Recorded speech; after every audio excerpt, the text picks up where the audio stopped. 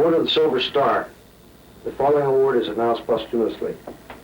Specialist Sugden, Company B, 2nd Battalion, 12th Infantry, 25th Infantry Division, awarded the Silver Star on 11 December 1968 in the Republic of Vietnam. While established in their night defensive position, Company B came under an intense communist assault. A rocket round destroyed a machine gun in Specialist Sugden's sector. Specialist Sugden, with complete disregard for his own safety, exposed himself to the withering Viet Cong fire as he moved through the bullet-swept area to the beleaguered machine gun position. Specialist Sugden began placing devastating fire on the aggressors until he was mortally wounded. I don't know what more I could possibly say than is already said in that citation. You have a son of whom you can be very proud. My husband don't say very much about no one being here to carry his name. The only thing he just says he misses his son, that's all. Billy would work on Saturdays and Sundays, and for the holidays, he would work with his dad. When he got out of the service, the first thing he was going to do was buy his father an El Dorado. And he was going to buy him a big diamond ring so he could wear it on his finger and drive this car. I can go in the bedroom and cry. Where I know when he gets in that truck, he looks at every face of any boy thinking it might be his son. I can't see why these boys have to die, because he says he didn't know what they were fighting for. The boys were so confused out there. He was 19. He was 19 on September the 2nd. He would have been home in June. The war came home to me on the 2nd of March when I learned my husband had been killed. I am not bitter about this war. I'm extremely shocked and grieved over his death. He was a professional officer, and it seemed inevitable that he would go to war.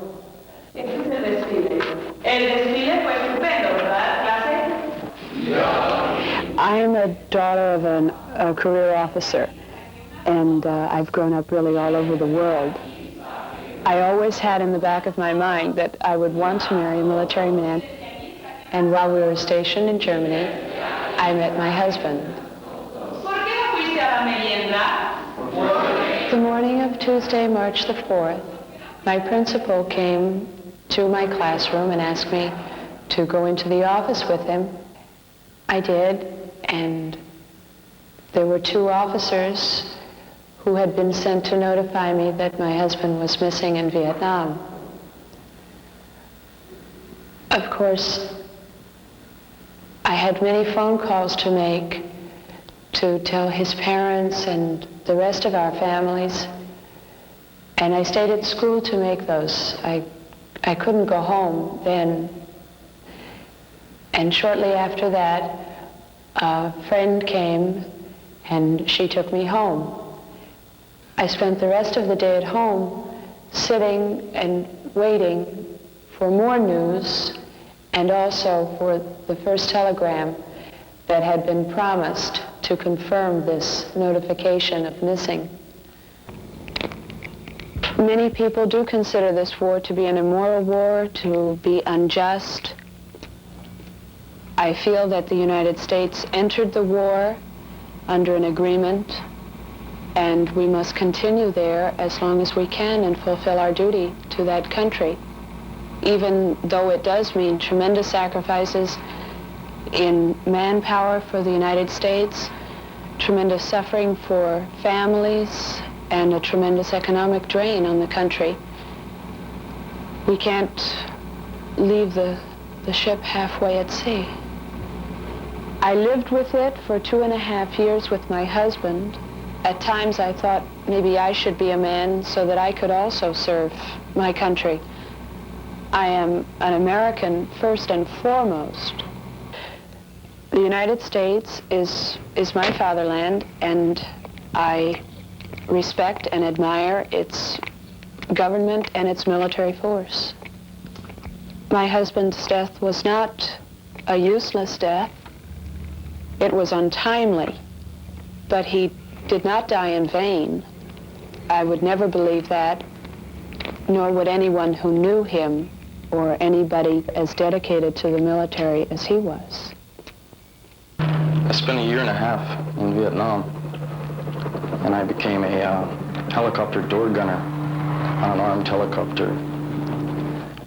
I returned from Vietnam December 3rd. I had been thinking about the implications of what I was doing and what I had done during all that time, and turned in my draft card.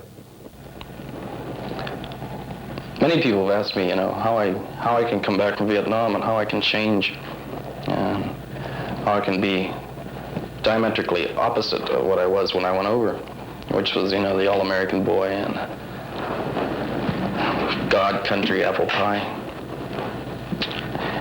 And there was no intellectual involvement while I was in Vietnam, simply for the fact there was nothing to read, you know, that opposed the war. All I could read was the Stars and Stripes. And so you can't attribute it to communists in the peace movement. You can't attribute it to intellectuals. There was no thought evolvement. The first time I began to oppose the war is when I saw an old man shut down, and it's that simple. We had just placed some infantry on a hill, and one of the duties of an armed helicopter is to stay on station and observe the area and the landscape around where they're in. I noticed that there were two men running in a rice field, and so I told the pilot. He fired 2 rockets at these two, and a burst of machine gun fire. And as we broke around, I noticed that these were 2 men who were unarmed also. And I notified the pilot that these men were unarmed, and I could see no reason for making another run, or for even making the first run. And so he didn't make a second run.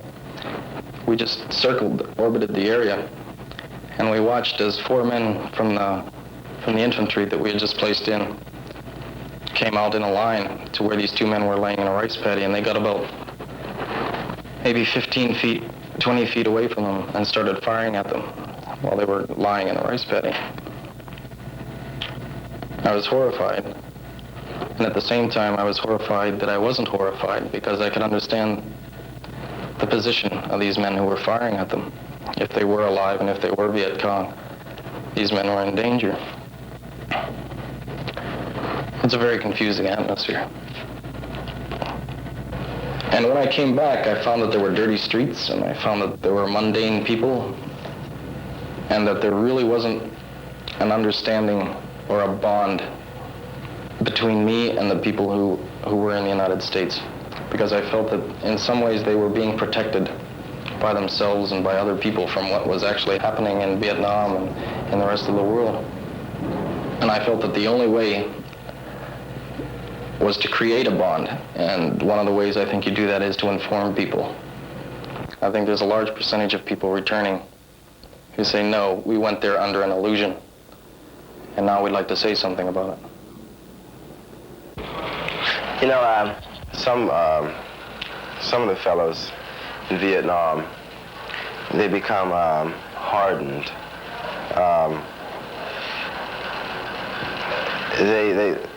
They develop a crustation or something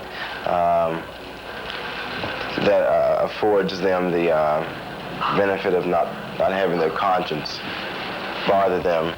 Now, these guys might go out to the field and they might kill women, they might kill children. You know, I cannot do this. I tried to develop this crust or this shield of force or whatever it was. I really tried hard. I talked to guys that had, you know, guys that could laugh at this, to try to formulate some way, you know, to help myself or to instill this within myself. And I couldn't do it. And on several occasions, as I said, I killed or was responsible for the death of my fellow man. But there's one time that really stands out in my mind, and I feel as though it greatly contributed to my having spent 6 months in a psychiatric ward. And I was out on patrol, and we came to a village, and the Kong had been there, and they had killed about everyone. But there was one child there, and they hadn't harmed her. And she was a very small child, and one of the officers said that she could inform the Kong that we were there waiting for them, and we knew they were coming back because they left supplies there. He wanted this child killed. And as I looked at him, I could see that it really meant something to him to have her killed, and that it was going to help him believe in what he was doing. I could see this in his face, and it was like it was unspoken. And I didn't want to help him. I didn't mind helping my fellow man, but I didn't want to help him with that. But I mean, what can you do when someone puts a gun to your head? So I killed the child. And a couple of weeks later, as a result of this, my head blew up. I lapsed into, I think they term it a psychosis or something like this. When I was in the psychiatric ward, I once saw my chart, and it had schizophrenic reactions. I really felt as though when I was in the ward that I was an invalid. I had no physical handicap whatsoever, but some vital,